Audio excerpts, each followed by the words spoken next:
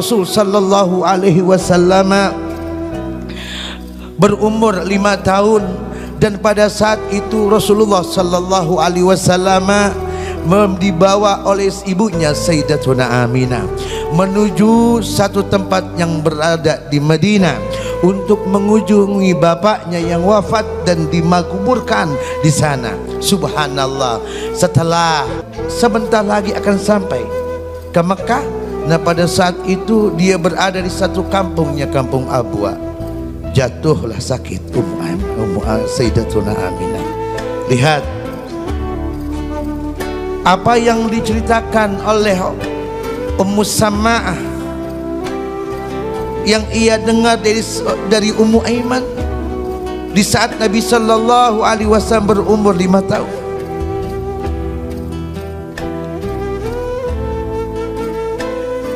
Sayyidatuna Aminah pada saat itu jatuh sakit, wa gurbul wafah. Pada saat itu dekat kewafatannya. Seorang ibu yang memiliki anak masih kecil. Si ibu menatap wajah yang mulia.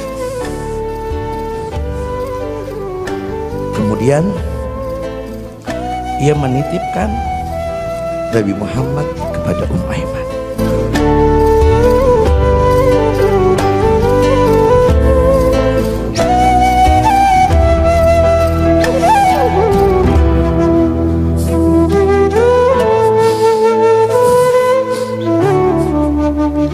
Pada saat itu seorang ibu melihat wajah seorang anak yang pada waktu itu umur 5 tahun, Sayyidina Muhammad. Anda lihat bagaimana anak yang berumur 5 tahun dibawa sama ibunya, kemudian wajahnya ditatap oleh ibunya dengan penuh harapan. Itu Nabi Muhammad.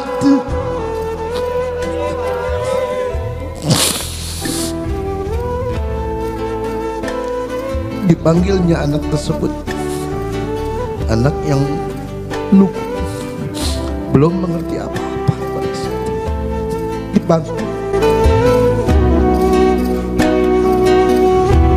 Sayyidatuna Aminah dalam keadaan lemah pada saat itu. Sakratul maut yang sedang dia rasakan pada saat itu. Apa yang diharapkan seorang ibu kepada anaknya? Setiap ibu punya keinginan. Setiap ibu punya cita-cita untuk anaknya. Begitu juga Sayyidatuna Aminah.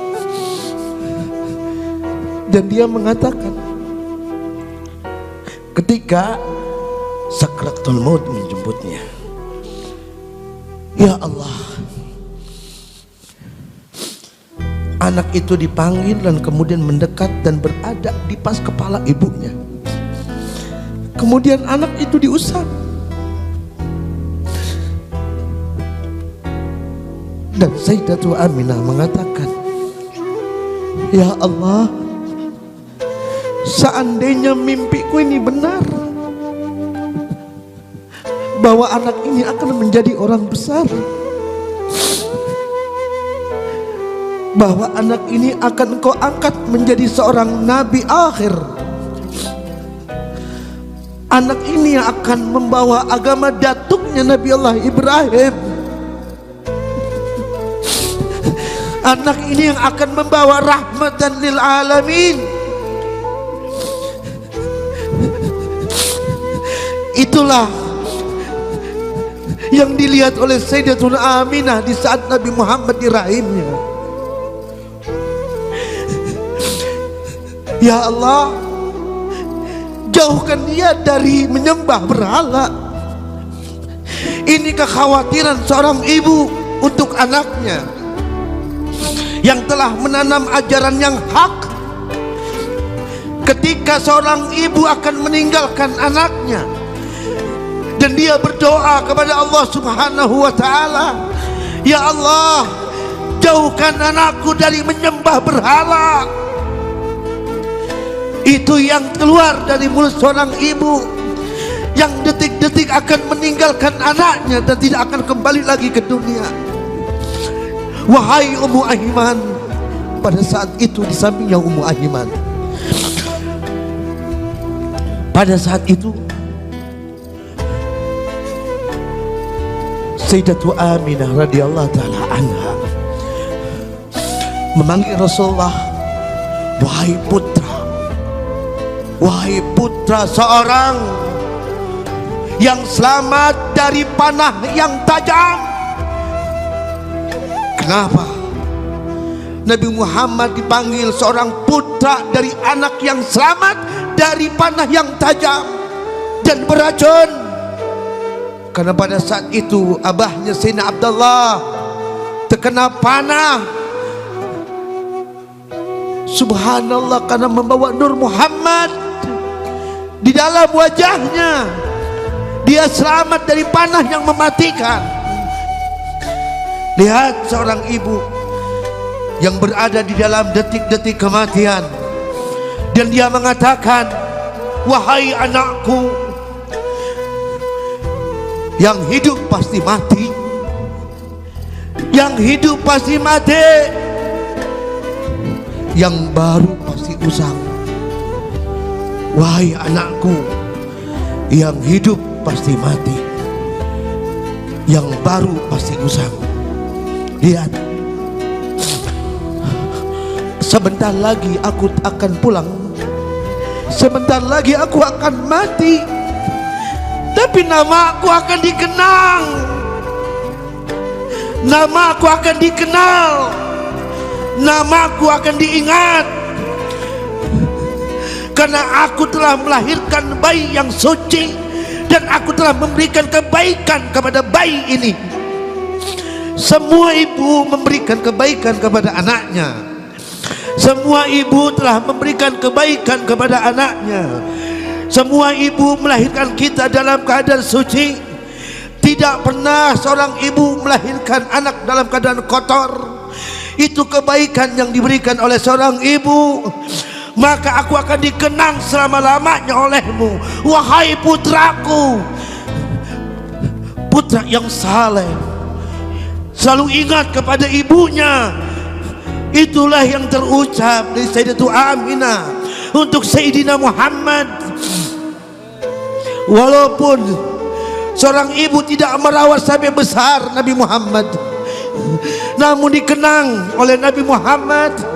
Ketika datang Ummu Aiman, pada saat itu Nabi Sallallahu Alaihi Wasallam sering mendatangkan rumah Ummu Aiman dan menghormati dan mencintai Ummu Aiman, karena pada saat itu warisan yang ditinggalkan oleh Sayyidina Abdullah cuma satu, Ummu Aiman, kemudian dibebaskan oleh Sayyidina Muhammad Sallallahu Alaihi Wasallam.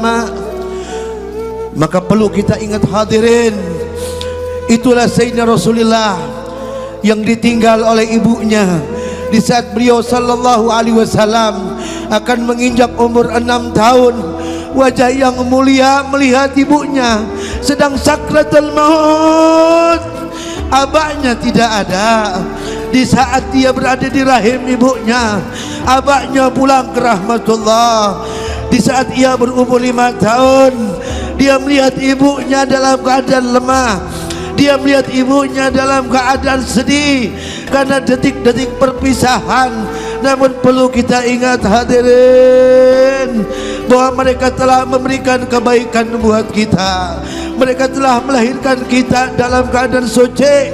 Jangan kau kotori kesucian ini, jangan kau kotori kesucian kita, kesucian kita yang orang tua kita berikan. Nah, walaupun aku sudah tiada, namaku akan dikenang, namaku akan dikenal, namaku akan selalu diingat untuk orang yang taat kepada Allah, untuk orang yang taat kepada Rasulullah.